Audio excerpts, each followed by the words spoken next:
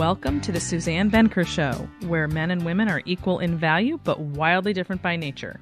Join us here every week when we challenge the culture's hugely flawed narratives regarding men, women, sex, and love. Today on the show, we're going to talk with Graham Stoney, who has a website called confidentman.net, where he chronicles having grown up with a controlling mother and a passive father, and has made it his mission to help others, particularly men, recover from this experience so they can have healthy relationships. But first, a few announcements. My numbers for this podcast are growing every day, and the show regularly reaches the #1 slot in society and culture on the Podomatic platform. However, I've unfortunately lost my sponsor due to COVID, and now I need to rely on listener support via Patreon. Think of how Channel 9 and NPR operate, minus the political bent, that is. And that's essentially how I need to proceed in order to keep the Suzanne Venker Show alive. So with that in mind, if you'd hate to see this podcast disappear and would like to see it remain as commercial-free as possible, please consider becoming a Patreon subscriber. There are 4 very economical levels. All you have to do is go to thesuzannevenkershow.com, scroll down just a bit until you see the Become a Patron button in the middle of the page. It's that easy. Like you, I would hate to see this countercultural platform disappear. There aren't enough around, in my opinion. Finally, I just wanted to share with you that we got so much positive feedback from the episode with my husband, Bill, that he's going to be joining us once a month beginning August 10th. So be on the lookout for that. Welcome to the show, Graham. Hi, Suzanne. It's great to be here. It's great to hear from you. So tell everybody where we're talking to you from, because I think that's a first. Well, I don't think it's a first. It is a first for me and my listeners. And tell us what's life like over there. Well, I'm coming to you from Sydney, Australia. It's like just after 9 in the morning. It's a beautiful wintry day over here. It's quite sunny. Yeah. Winter? So, yes, it's winter. It's kind of cold. Although it's Australia, so kind of cold. Never gets really cold. Like it doesn't ever snow in Sydney. But it's a little bit breezy today. So, Graham, I first came upon, I don't know how I came upon it, but, you know, it's the internet, so it could be just having gone down some rabbit hole. You know how it is. And I landed on this article that you wrote called How to Recover from a Controlling Mother. And I was riveted. You just don't see a lot on that topic, in my opinion, on online or really anywhere. And so I was in the middle of writing a book of my own. This was several years ago, called The Alpha Female's Guide to Men and Marriage. And I was talking about what I called alpha women. You know, there's a spectrum there, and I get into, you know, what that means as far as being alpha, what I described at the time as alpha, which could be anything from just really hard-headed to being, in this case, like you've written about, almost abusive. And so that's how I guess I came upon the article. So I'm going to have you tell everybody about, you know, who you are and what you're about, and about this website that you have where I found this article. Okay.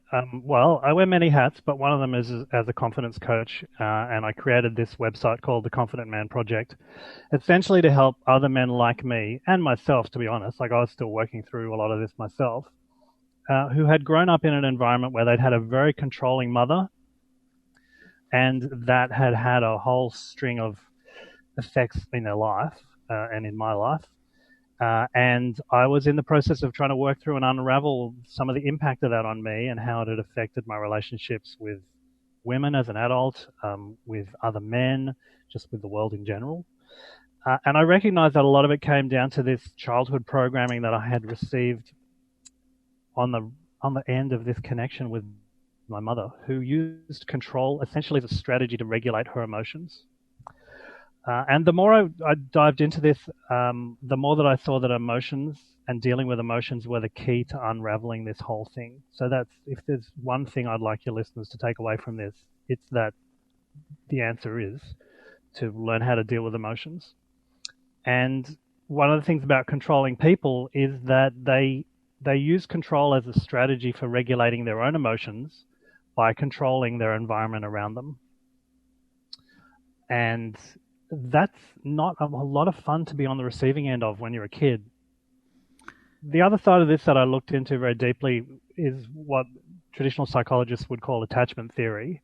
And to me, that explains a lot about why it's so traumatic having a mother that you can't connect to because they're emotionally unavailable. And emotionally unavailability and narcissism is another term for this, tends to go hand in hand with the controlling personality because they are so unable to regulate their own emotions. They have no capacity to be empathic to the people around them because that's a very threatening and vulnerable thing if you're actually deeply insecure inside and you're kind of protecting yourself with a shell of narcissism that protects you from this hard world out there.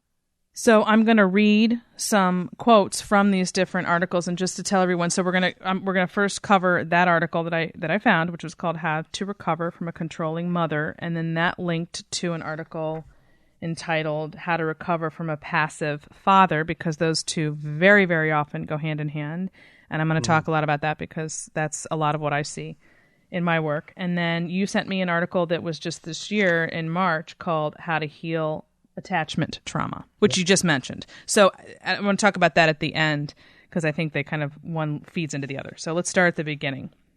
You wrote, "I suffered from a chronic lack of self-confidence right from early childhood through most of my adult life. I'm a sensitive person and was deeply traumatized by the never-ending conflict and hostility in my parents' relationship. My mother was and still is the dominant force in my family of origin. Highly intelligent but emotionally withheld, she was always quick to criticize and would never back down in any of the petty arguments with my father that characterized their relationship. He, on the other hand, was relatively passive and was often driven to explode with frustration due to his inability to express his emotions or to handle my mother's frequent put-downs. Our home did not feel like a safe or fun place to be much of the time. My two elder sisters both dealt with this in their own way, leaving me feeling excluded and abandoned a lot of the time. My sensitivity in this situation was always invalidated and caused me a great deal of grief and felt like a genuine weakness." So, let's all take a deep breath because that's pretty heavy stuff. It is. It is. Yeah, and it's probably, and I know it's been a while since you've written that. And tell me, before we talk about that, how are things for you today compared to when you wrote that? Has it changed? And by the way, is your mom still alive and you have a relationship with her? My mom is still alive. My father actually died in February this year, and that's a whole other story. Yeah. But the process of that brought up a lot of this childhood stuff for me again. So one thing that I learned, and one of my mentors used this metaphor of the onion, that there's layers of the emotional onion that you work through, and then you get to the next layer, and then you work through that. Yeah, I've heard that. And I remember saying, if someone uses that onion metaphor on me one more time, I'm just going to scream. Like, it really funny. used to piss me off. Yeah. But it's totally accurate, and even hearing those words that I wrote read back to me, like, that's such a succinct and accurate and emotive description of what it was like, that it still moves me that, I went through that. And there are other people that are going through that all the time. So where things are now for me is I have moved on. I've done quite a lot of inner work myself. I thought to be a really effective coach, I needed to do a lot of my own inner work. And I still believe that, because to heal these attachment wounds requires, like, it's an interpersonal wound, so it requires an interpersonal connection to heal. I don't think you can heal an attachment wound just by individual meditation or writing or all those other things, which are great things. I still do those, but you actually need to connect to other humans to heal an attachment rupture. And so now what I would say is different between when I wrote that and now is I have some friends in my life that we have real meaningful conversations about how we feel, and we don't filter it so much. It's not about trying to make this person like me. It's about being honest and being real with them. And when you're in relationships like that, it's challenging if you've had these attachment wounds to begin with, because it doesn't feel safe initially. And so that's why there's that layer of the onion thing going on. You got to get to a point where you feel safe with somebody before you can really tell them how you feel deep down.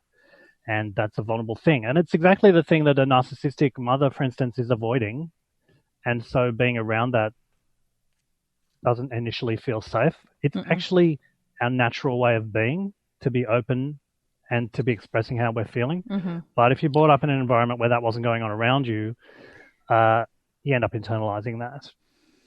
And I want to point out, because I think it's really important, that there's a definite spectrum for this type of person or this type of behavior, in that, you know, when you talk about somebody who's controlling, it could be, I mean, it's so common among women today for a whole slew of other reasons. And I write about that a lot, where it doesn't necessarily devolve into, you know, anything that could be construed as abusive. It's just sort of a general need to take control. And as you say, which I completely agree, that's really just a form of anxiety, and that it's ultimately covering up this fear that you have that something isn't going to work the way you need it to work in order for you to feel safe and grounded and all of that. So the fact that you point out, you know, I think it's important. So just a little background. So my mother was critical and controlling, and that's why this interests me so much, and compelled me to write a story that I did, or it wasn't really a story, it was a self-help book, but it's sort of part memoir. And there are levels to that. Like, I don't know that your experience was my experience, but the same sort of general idea could you know, is a fair description. And it becomes very clear, doesn't it, when you're on the receiving end of that for 18 years, or well, longer, but I mean, as far as being in the home, at least in my case, you can see the pattern of when it becomes bad, it's always that feeling of being out of control. So it's taking control because you are out of control of your own emotions and you don't know how to solve the problem in front of you. So rather than have a plan for that, you go on the attack, so to speak. Is that fair? Would you say you describe it the same way? Yeah, that's some pretty good metaphor. And attack, so I've studied a lot about how the nervous system works, because I recognize that this is a biophysical kind of thing we're dealing with. And when you're under attack, we have this fight, flight, or freeze response that we have. So on one level, there's fight or flight. If you're under attack, you fight back or you run. And it's an evolutionary thing that we've evolved. But even on a deeper level, there's also a freeze response. And the deepest therapies that I'm aware of for dealing with this stuff are somatic, which means they deal with what's going on physiologically in the person's body, not just in their mind or in their thoughts. And the reason why this somatic stuff is important is because it allows you to unfreeze this freeze response. And when we're under attack, like you say, and I've thought many times whether this is like a conscious strategy that the controlling person is using, or whether they've just learned that it works, so they do it.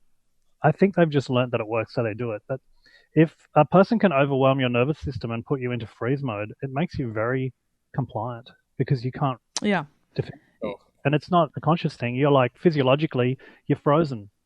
So a controlling parent can easily overwhelm their children's nervous system by screaming at them, for instance. That puts you into a state where you can't fight back. And then that can become a strategy that they use to get what they want. And of course, the difference between being a controlling parent and being a controlling spouse, right? Very different in terms of, I mean, the process for that person is the same who's doing it, but on the receiving end, it's a completely different type of relationship, of course, if you're a child versus a spouse. So in my case, and you can tell me about yours, you know, and this is what I write so much about, is that when a woman is overpowering in that way, and I call it being in her masculine energy and going, you know, trying to sort of control the universe, if you will, is bumping up against a man's desire to see her happy and take care of her, but mixed with needing to be the one who's going to provide and protect for this person because that's in your nature. But then when you have somebody that's strong-willed wife that's in that mode, you're also step back almost naturally, because it's not in your nature to fight with women. This is my argument, that men are not meant to fight with women. They don't like to fight with women, and it's not natural. And so they don't have anywhere to go with that. So often the controlling or critical wife is accompanied by a very passive father. Right. I mean, you may have a different analysis of it, but that's mine, and that's what I, works. Well, Go ahead. Look, I acknowledge your analysis because there's lots of different ways of looking at this, and they all work to a degree. It's a matter of finding the one that works for the individual that's struggling with this problem. I would question whether it's completely different in adult partner relationship. Mm-hmm. And the reason why is something that I recognized was I've done a lot of inner child work, and I have tremendous respect for this way of looking at it. And often what happens in any relationship when there's conflict or people are having problems with emotions that they're having difficulty regulating, not that we ever think of it that way, we tend to just be in the moment, we get overwhelmed. People tend to resort back to their infantile state and whatever strategy worked when they were a kid. And when I say worked, I meant made you survive. It didn't necessarily work in terms of actually got your needs met, but like for a controlling mother, when I grew up with a controlling mother, for instance, the strategy that worked was to submit. Mm-hmm. Mm-hmm. Now, it didn't get my needs met, but it did stop get her to back down. Right, exactly. Yeah. And in terms of the impact on my wider life, one of my mentors used to say the strategies developed by a 7-year-old rarely work well for an adult. And he nailed it, you know? There are people doing it left and right, trying to do it because they're still holding on to that. Yeah. So when you've got two adults together, what you're really dealing with is if they haven't resolved their inner wounds from childhood, you've really got two wounded inner children who are relating. And that's what comes to the fore when there's a situation where there's conflict or there's some issue that they can't deal with. The man's frustrated with the woman. Because a man who is really highly evolved, has dealt with his past, and is really well-grounded, will be able to stand with a woman who is in her, whatever she's in, and say, you know, I love you, and the way you're behaving right now is not okay with me, and you can't do that around our children, and I'm going to want to talk with you about this later when you've calmed down. But right now, we need some time out. Now, to be able to do that, you got to be pretty well grounded yourself. And most men, because they didn't get the education in how to deal with their emotions, have never dealt with that. So, yeah. You wrote, this is getting into the adult male who's already been through this experience with his mother. Women actually love men who stand up to them. And part of her is actually waiting for you to start doing this so that she can stop worrying about you. I'm not sure what you mean by stop worrying about you, but just FYI. So I've covered this whole dynamic several times, many times actually, on this podcast, because that's so much about what I do, is explaining how you're right. That's exactly, women feel safe. That's my argument for it. I don't know what you mean by worrying, so you have to tell me that. But so my argument is that in order for them to feel safe, they need to know that you can stand your ground, and that when you become passive or let it happen, then that just escalates the conflict. And this is what happened in my own parents' marriage, because my father was not, well, going back to my original argument, I don't think men are cut out to fight with their wives, period. But there's some who are more comfortable with it than others. Let's just put it that way. And my father certainly wasn't. So eventually he would just sort of hang his head and go in the other room. And that didn't resolve it. Like you said before, it just, like you said, it just stops the attack, if you will, or it's like your coping mechanism, but it doesn't solve anything at all. In fact, you're nowhere better off than you were when it started. So that wasn't the proper tactic, and they never really learned the dance, you know, up until the day they died. They were married for 44 years, but they never got it, you know, and so they just kind of moseyed along, and it just had an incredibly huge impact, needless to say, on my sister and me. And so I've seen this up close. I feel very close to it, and I know how it works. So when I read that piece where you said women actually love men who stand up to them, that's what I thought of. But go ahead, and I'll let you explain what you meant by stop worrying about you.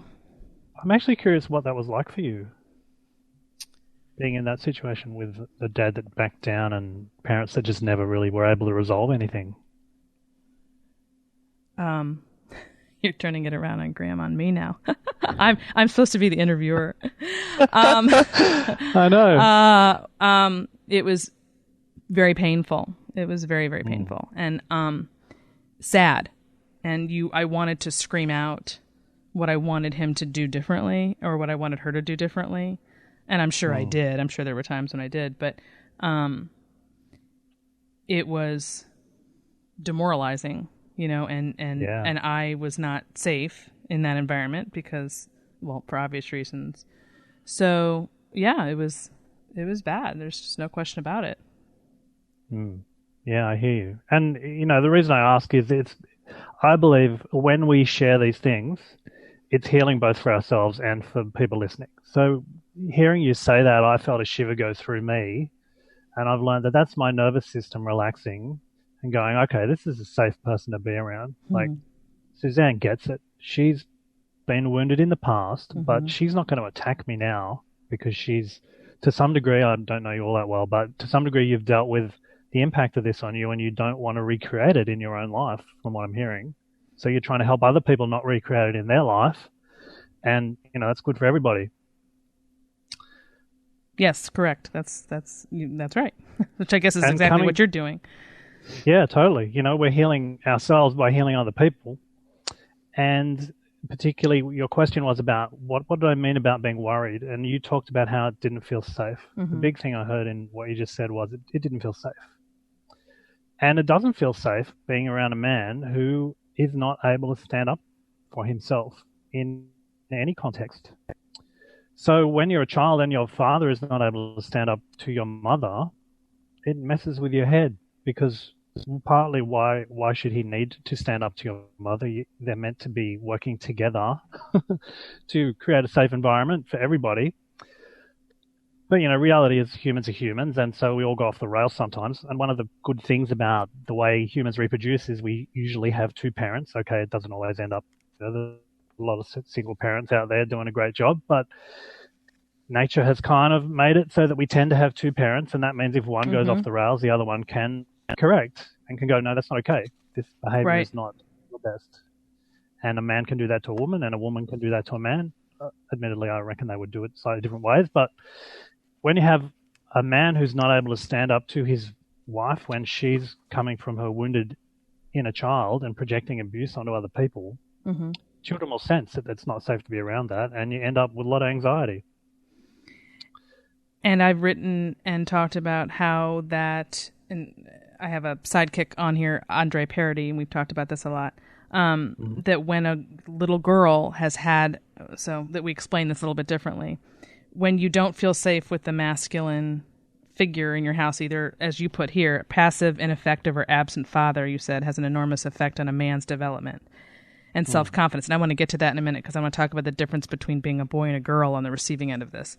But when a girl is either the father's an alcoholic or her parents are divorced so she doesn't see him, or in my case, the father's passive up against this very strong-willed woman, then you as a girl sort of get, well, I like the way Andre puts it, you just get the femininity knocked out of you because you don't feel safe, and so you go into your masculine. You think you need to step in and be that man. You need to be the safety figure. You need to be in your masculine because that's what's going to make you safe. So any concept of being able to rely on a man emotionally in that way and be vulnerable and feminine is just sort of knocked out of you. And this is how we get women. This is one way in which we get women who are overcompensating for what they didn't get, and they're bringing that into their relationships later.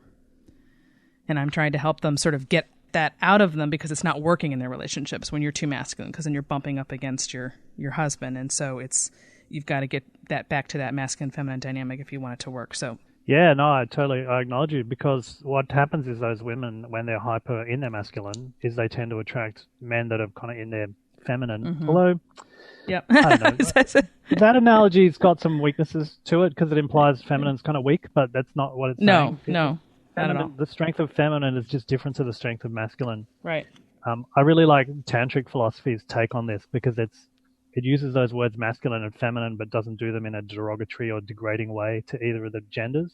It's just acknowledging there's a difference to our energies.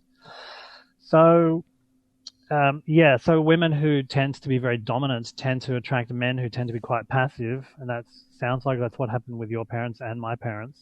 And like you say, that ends up with a structure that doesn't feel real safe to be around, because the woman's trying to compensate for this fear that if she's really in her feminine energy, she's going to get abandoned or rejected or hurt. And the man's trying to compensate for the fact that if he's really assertive, he's going to end up getting rejected, abandoned, or hurt.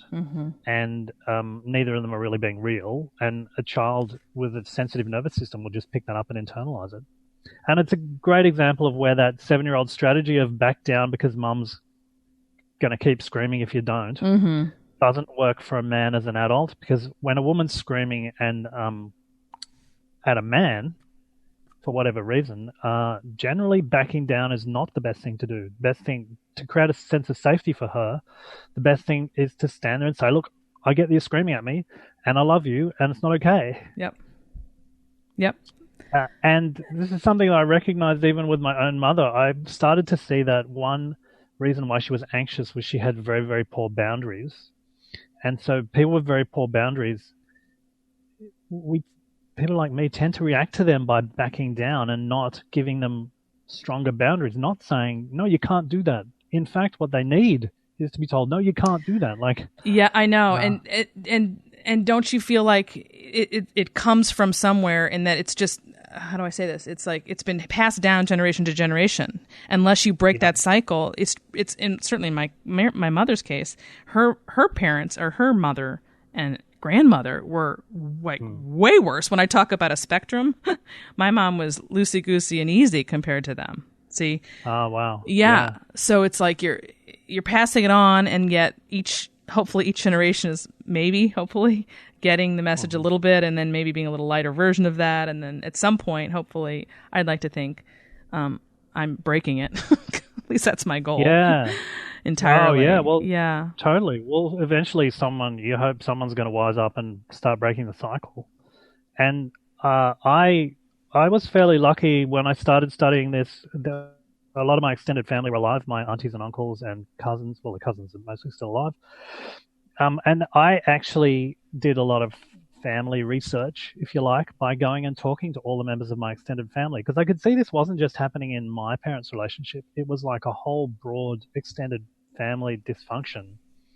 And when I talked to aunties and uncles and cousins, they were my family, but they weren't immediately right in it. So they could have we could talk about it without getting so triggered that it was impossible, I guess is what I'm saying. Yeah.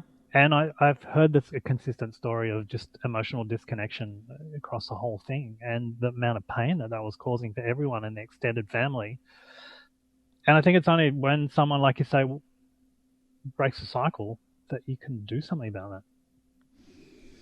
I want to read something else that you wrote about that you probably haven't heard in a little while. So hopefully I picked a good section, because I want to specify the difference between being a boy and being a girl on the receiving end of this. I think that is really fascinating. Cool. You wrote, I was fascinated with girls at primary school, especially the pretty ones. I always wanted to hang around with them, be their friend, and get to know them. Later I learned about sex, and that there was even more fun things we could potentially do together than I ever imagined. The problem was that the pretty girls didn't want to hang around with me. I was desperately insecure, anxious, and needy, constantly on edge due to the conflict at home. I was fortunate to have had a high-paying career that gave me material success, but I lacked emotional satisfaction and was terribly lonely despite being highly regarded and having plenty of friends. I knew that if I was to become truly happy, I needed to address the underlying problem of my lack of self-confidence. It was in this process I discovered that the key thing that I was missing was the ability to recognize, respond to, and master my emotions. It's just not taught in our culture, yet it's the key to growing from a boy into a man. And I think that gets into your website and how you came to be focused on the Confident Man Project, I assume, yes? Yeah, totally. Wow, I wrote that. That's yeah, amazing. You did. Pretty good stuff, huh? Really nailed it there, yeah. That's nailed my core wound, you know? And talk about the mastering of the emotions, because I know that, and as I say, I've had other men on, we've talked about this same whole thing, and it's always about how to get control of those emotions. Explain why the emotions are more difficult for someone in your boat, let's say, or even in my own maybe, to get control of them, whereas compared to someone who did not have a mother like you and I did. Oh, yeah, okay. Well, I could nail that in one word, and the word is trauma.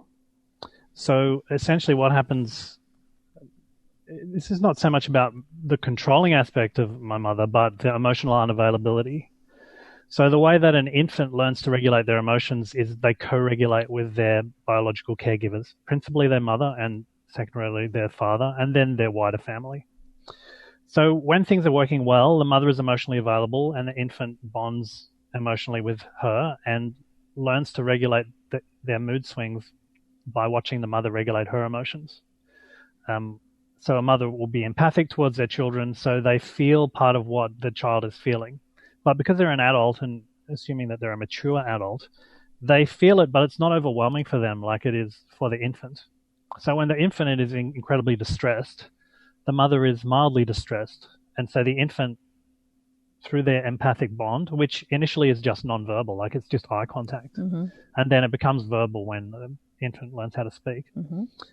Through that empathic bond, the infant learns that it's okay to have these emotional mood swings. Like it upsets their mother, but it doesn't faze them, and the mother is still there. The mother doesn't abandon them.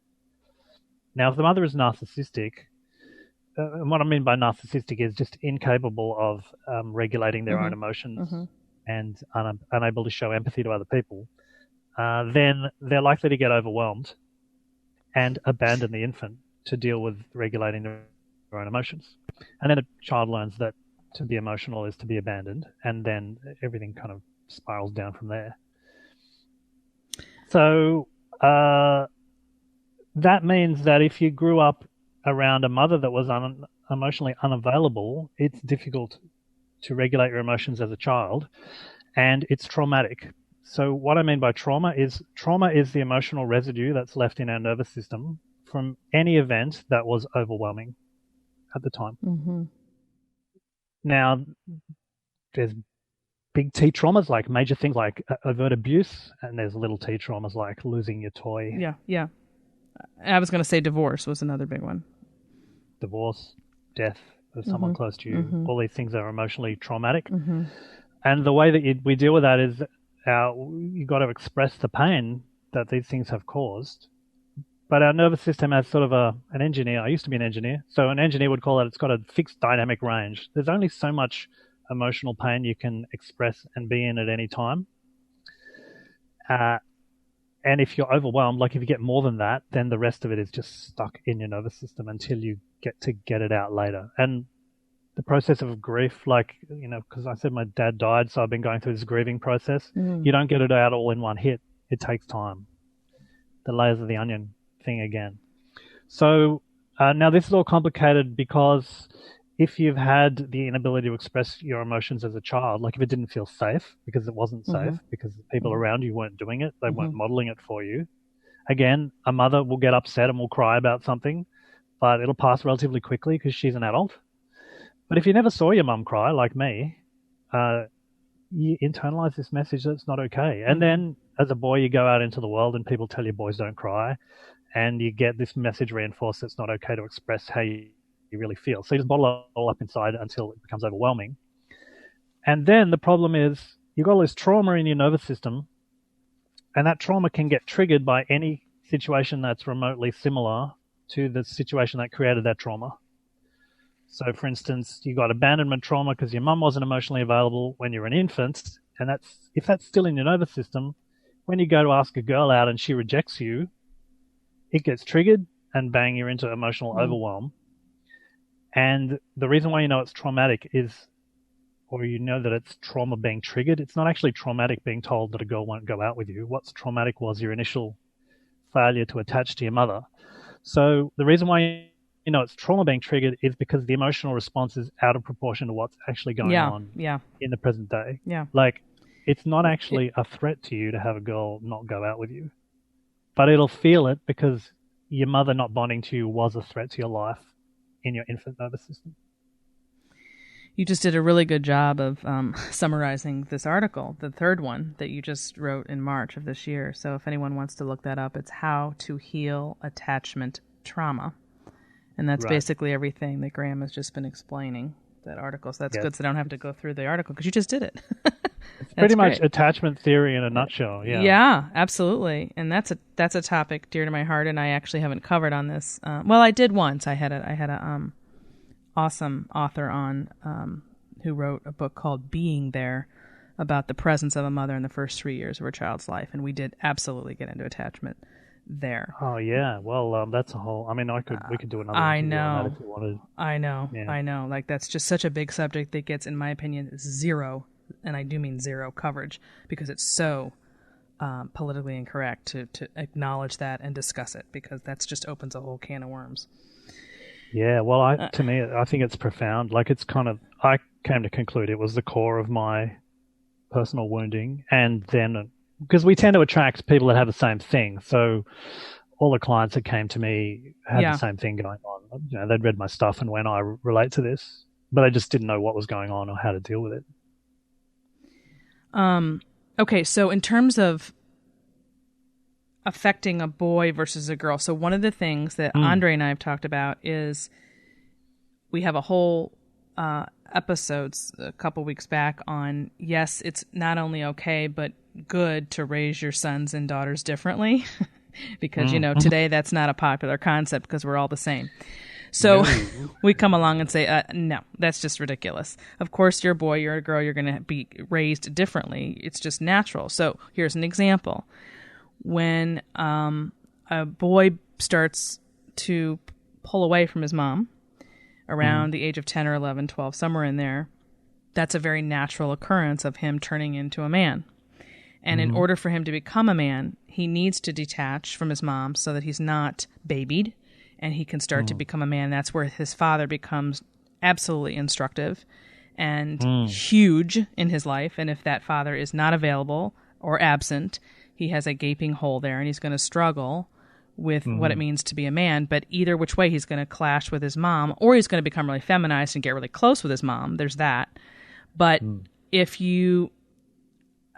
I like to think of, so it's just my sister and me, and whenever I would think of my mom having had a son, I shudder at that, because she was not, just like she was raised, she was not able to let go and let the children go from being children to adults.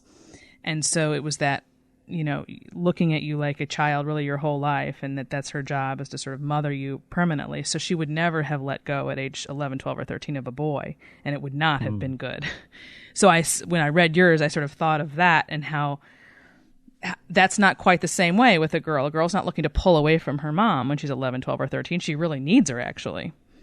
So that's just one example of how I think being a son or a daughter of this particular type of mother and father is potentially harmful. There are other ways too. I don't know if you've ever thought about the difference in genders. But I'm curious how that dynamic plays out. Like, I really like your description of how the father becomes more the dominant figure in the boy's life as he becomes an adolescent, because he's pulling away from his mother and he's developing more of his masculine qualities. But how does that work out for the daughter then? So, the daughter obviously is feminine, and so she's looking, typically, so she's looking at her mom as a model. So when you're young, the needs of the mother are kind of the same or equal for a boy and a girl. But as they get older and become into being a man or a woman, or a young woman or a young man, they're naturally going to want to look at their respective same-sex parent as models, and they're going to get closer to that same sex, typically, I mean, not always, to look, because that's how they're gauging their future, and they want to know how that same sex parent, lived his or her life, the choices he or she made, and wanting instruction from that same sex parent, I think, is much more natural than wanting it from the opposite sex parent, as far as life choices and whatnot, which is not to say that a man is not very important to a teenage girl. He absolutely is. In fact, I would say more so than a mom is to her son. I have a teenage son now who, I swear to you, I think I could disappear for like a month and he wouldn't even know I'm gone. Which sounds terrible. Only because he's just very, very, he's just almost ready to fly the coop. He's one more year left, and he's just a young man, and he's very mature, and he's very close with his dad, and he's going to notice his dad's absence more than he's going to notice mine. So Right. I just think it's just the way nature is. What's that? Yeah, he's individuating. Yeah. And if I was the type to not let go and to take it personally, and to be honest with you, it is really hard. I mean, it's been really difficult to let him go much earlier than I expected to. And it's hard, and it's, for me, and from a selfish perspective, it's really actually difficult. But I know that I have to do that to let him fly. And if I held on to him, I would cause him problems, or if I overmothered him or any of that.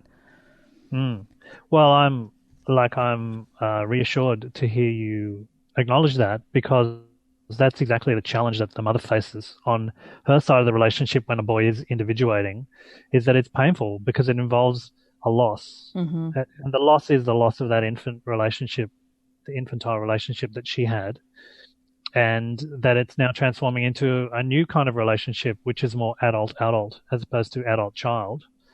And a controlling or narcissistic mother that's unable to deal with abandonment will try and respond to that situation by keeping the child enmeshed in an adult-child relationship, which is fundamentally unhealthy for the child and for the adult.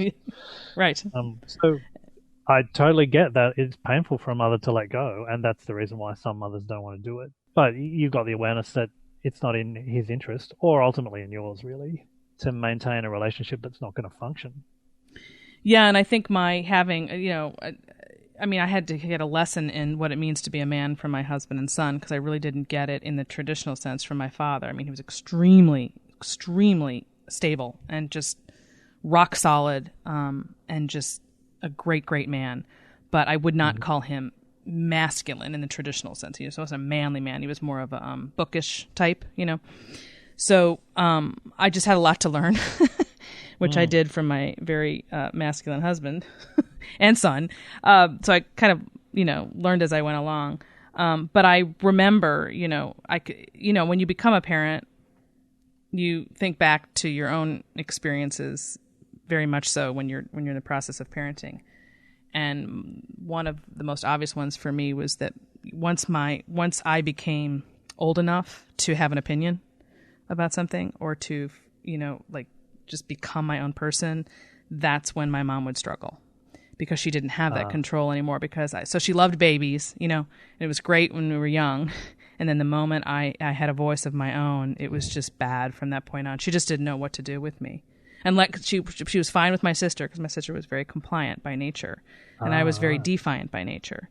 So yeah, it's complicated. I mean, that whole control thing is just, it's complicated, isn't it, Graham? It certainly is complicated, and even that, what you've described with your sister, is it's a classic illustration of the dynamic where there's two ends of the spectrum. There's, I can submit, I'll survive by submitting, or I'll survive by rebelling. And neither of those actually represents true freedom, because there's still a response to the control. Yes. So in order to achieve true freedom, you've got to deal with that wounding, and then go, I can actually make my own choices. And sometimes that might mean to go along with what my mother wants, and other times it might mean to not go along with what my mother wants, but I'm not doing it just to survive. Like, I'm doing it because this is what I actually want. Yeah. My sisters tended to react in similar kind of ways. One rebelled and one submitted, I would say. But I tended to submit. My role model as a father was to submit, and then the flow-on effect when I talked about trauma before. So I only talked about the infantile attachment trauma, but I recognized later on, once I dealt with a lot of that the communication styles and patterns that I learned in my relationship with my parents by modeling them, and that's what children do, they model people around them.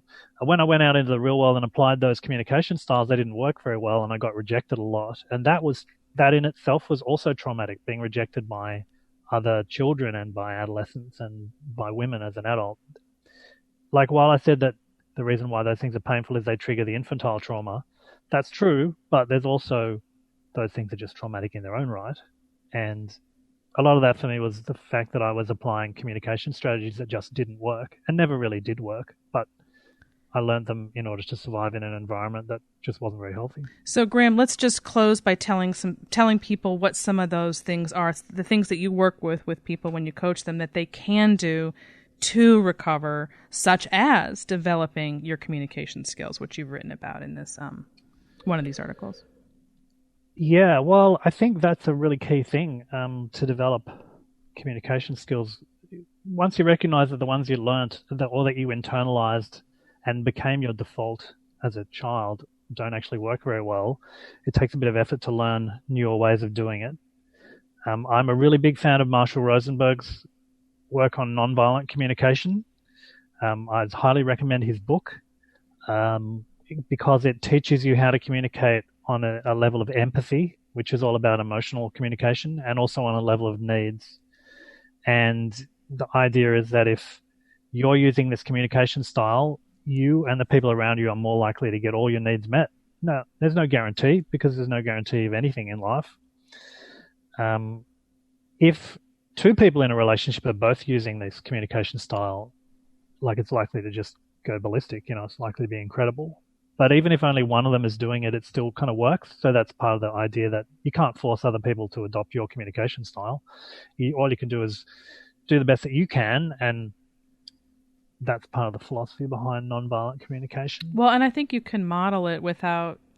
So my theory is you don't have to demand it of the other person, but just model what you want to see. And that if you just are consistent with that and you're married, the other person is going to naturally pick that up in some way. They're going to have to, or they're going to come out looking, sort of not as effective, if that makes sense.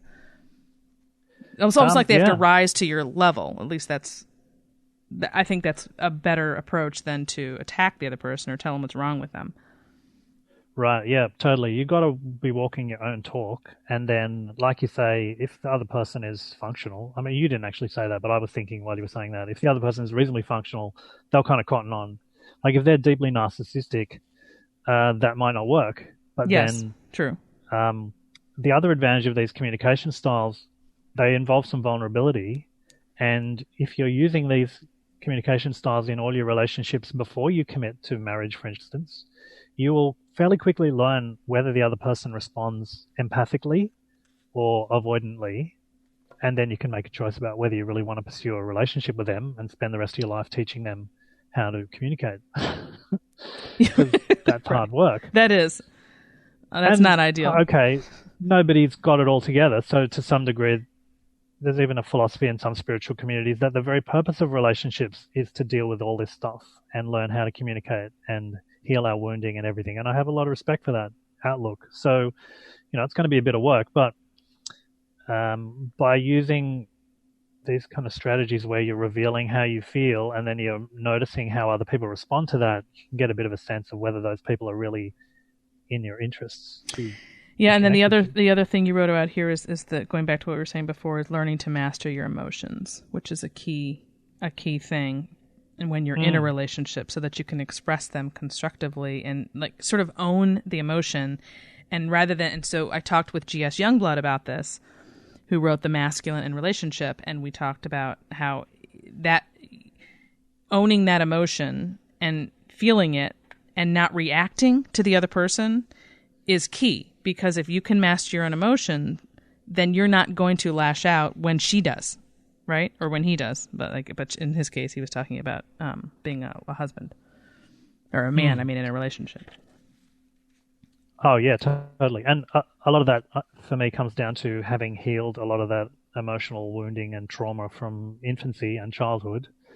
And I totally saw in my parents' relationship, once I started to recognize what was really going on, that they would, in the conflict, I would immediately devolve into this critical, bitter, personal, trying to rip each other down. It was just their childhood wounding going off. And more recently, I came across the work of Jennifer Kalari and her concept of connected parenting. And I just think it's absolutely brilliant. And I don't actually have children, so you might wonder why I'd be interested in connected parenting. And it's because I recognized that when I was having difficulties in relationships with people, it was always because my wounded inner child was triggering theirs. And what I was actually dealing with was an infant, not an adult. And I needed to learn strategies for calming an infant's regulatory system when they're triggered. So, yeah, we've covered that the idea of looking at, in this case, we were talking about a wife who's sort of out of, control, if you will, and the man doesn't know what to do with it. And that if you look at her as, like you do, I don't know if I use the word wounded, but But GS talked about this. Rather than being angry at her, you look at her with sympathy that she's feeling out of control. And that's not personal. That's just her being, as you put it, that's good. It's almost childlike. You don't want to be patronizing about it. But, I mean, if you just think about where it's coming from, it's actually really helpful to shift your response because you're not as mad about it. You're more empathetic. Well, that's the theory. Of course, in the throes of a fight, it's not that easy. But I get that. And empathy is really what's missing. I mean, that's the thing that they didn't get initially. That's the thing that is likely to calm them down now. The trick is that empathy, when you empathize with someone that's in deep feeling, that can drive them deeper into the feeling. Now, that's not a bad thing, but it can mean they feel it more strongly, particularly if they're very detached from their emotions. And part of the challenge for me, learning to work with clients and dealing with empathy and all that stuff, like empathy is key to what I do with my clients. It's kind of the underlying skill. And it's expressed in a bunch of ways we don't have time to go into right now. But the trick for me was when I expressed empathy towards my mother because she was narcissistic and emotionally avoidant, that empathy would cause her to connect more deeply with her feelings, which is what she didn't want. Yeah, yes. I know exactly what you mean. Yes. So she would shut it down. Yep. So that meant... Or retaliate. Or retaliate, criticize, anything like, you know, how do you think I feel? And I'd be like... and it was only very recently, like I'm 52, but it was only last year I had an argument with my mother where she goes, how do you think I feel? And I said, I don't want to play guessing games with you, Mum. If you want me to know how you feel, why don't you just tell me? And then that's good.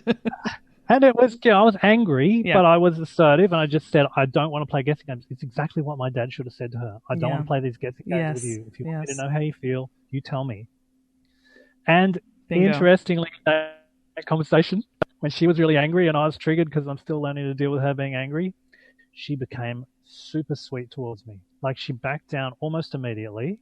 It was exactly what I described before. I'd set a strong boundary of, I don't play guessing games with you. You have to tell me how you feel. She backed right down and then started just being super lovely. And I'm like, oh my God. Because it's remarkable when you see it, isn't it? And that goes back to what you were saying when you're like, that's what a woman ultimately wants, is they want those boundaries placed on them because they feel out of control. Ultimately, they're out of control of themselves. They're not trying to lash out at you and be nasty, which is really hard to remember in the moment, but it's true. And so if you can find a way to calm them, that's ultimately what they're screaming out for. Exactly. And I was assertive. I was very assertive. I wasn't abusive, though. Right. So part of her nervous system would have picked up, oh, this is a safe guy to be around. He's not going to play that old game that I played my whole life where we just rip each other to shreds. He's just going to tell me I'm not doing that. Does she know what you do with your Confident Man project and that you're coaching people about this type of thing? I'm just curious. My parents are both gone, and I did not feel comfortable writing about this or talking about this in any way until they were gone. I still don't feel comfortable with it, but I'm always curious about people whose parents are still alive. A friend of mine asked me that question just the other day, actually. Because he had dealt with a similar thing and would like to help other people, but he was afraid of putting his story out on the internet because what if they read it? Yeah. And I was like, I feel a bit anxious about that myself. It's never been a problem in the past because my mother is very technology illiterate. She doesn't know how to use the internet. Oh, perfect. But now that my dad's not alive, she's had to learn how to do some of these things, and she may come across it. And some of the things that I've written about her may not be read particularly favorably. I would imagine not. Well, that's pretty bold and courageous of you. My hat's off to you. It's hard. It's very hard. Well, one of the profound learnings that I did a course called the Hoffman Process that was all about cutting what they call negative love attachments to your parents. And one of the exercises at the very end of that course was all about learning to tolerate your parents' distress. And I thought that's really profound. Like you've actually got to be free. You've actually got to be able to do what's important to you and good for you and in your best interests, even if it's going to upset one of your parents, and be okay with that. Definitely. You're right. I agree.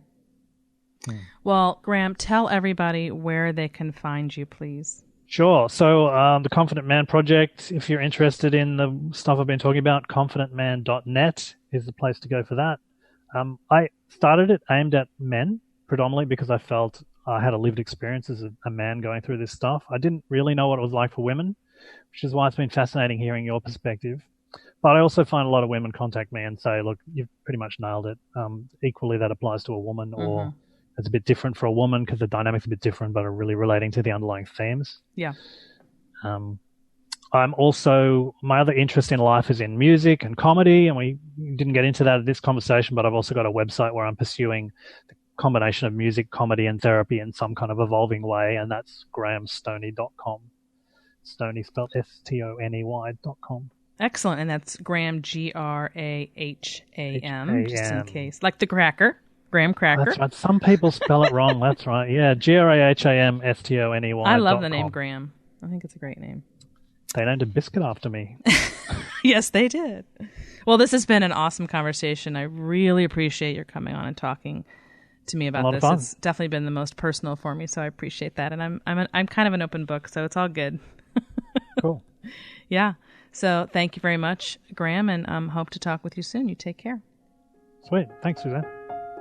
When you got married, things were perfect. You were both in love and life was good. Then, somewhere along the line, everything changed. She changed. Or maybe he did. Either which way, now your relationship feels, well, hard. I coach husbands and wives who feel lonely, disrespected, or misunderstood in their relationship. So many women today are desperate for their husbands to step up to the plate, to make a decision and to stick to it, to lead rather than to follow. Ladies, you have the power to make it happen. Men respond best to women who are grounded in their feminine core. As for husbands, so many of them want their wives to stop nagging and to just trust them, to smile more and to complain less, to look at them the way they did when they were first dating. Men, you have the power to make it happen. Women respond best to men who are grounded in their masculine core. The secret to lasting love rests in the masculine-feminine dance. Once you master it, your relationship will no longer be difficult. You'll be moving with the biological tide rather than against it, and that makes marriage smooth sailing. If you're struggling in your relationship, if you feel frustrated or alone, I can help. Just go to SuzanneVenker.com, that's SuzanneVenker.com, and click on the coaching button at the top. Don't wait another minute to acquire the mindset you need to find love and to sustain it. It's so much easier than you think. That's SuzanneVenker.com. And now for the email of the day. It is from Alexandra, who writes, Dear Suzanne, which stage of relationship is better to start having sex if before marriage? Should I tell the guy right away about it? For example, no sex before engagement, or should I just follow my gut? I am 29, divorced, no children, no rush, but I know I want to get married again and have children, and I'm in doubt whether I should be as strict about no sex before marriage because I want to get married. Will it be too much pressure on a guy and scare him away? My stock answer to that is always that there's just no way, in my opinion, that the right guy would ever be scared away from a woman who is not going to jump in bed with him. I mean, that just, if he does, he's not your guy. I mean, that's one obvious answer. So that should be a nice gauge for you. Now, I think it really is much more natural when you're older and you're both potentially looking to marry. And I think there's not enough attention placed on what people are looking for when they're dating. I think it's perfectly reasonable to be letting the other person know that you're looking for a match for life, right? I mean, not in the first date, but as you're going along, it's going to be really obvious that you're in this potentially to find a match. And when that match is really obvious, which takes months to solidify and be clear on, the sex is really, in my opinion, very natural. And so if at any point you feel like you have to ask yourself whether or not you should, or you have to worry about the effects of whether or not you do, then that's kind of a gauge for whether or not the relationship is right, because it just shouldn't be that complicated. That's my take on it. No, now I might give a different answer to somebody who's, 18 or 19 years old. Well, I definitely would. But at any rate, so for adult women and men who are looking for a life partner, that's my message there. And that ends this hour of the Suzanne Venker Show. Don't forget to tune in next week when we talk with Danielle Crittenden, co-host with Christina Hoff Sommers of the podcast Femsplainers, and author of a very important book that's just as relevant today as when she wrote it 20 years ago. It's called What Our Mothers Didn't Tell Us: Why Happiness Eludes the Modern Woman. Finally, please consider sharing the Suzanne Venker podcast with a friend or family member you think would enjoy it. Shoot them a text or an email with a link to a specific episode you enjoyed. Word of mouth is the primary way podcasts grow. I also want to remind you that if you're looking for marriage or relationship coaching, go to SuzanneVenker.com and click on the coaching button at the top. And if you have a question or a comment for me, you can email me at Suzanne@thesuzannevenkershow.com. Thanks for listening, everyone. Have a great week.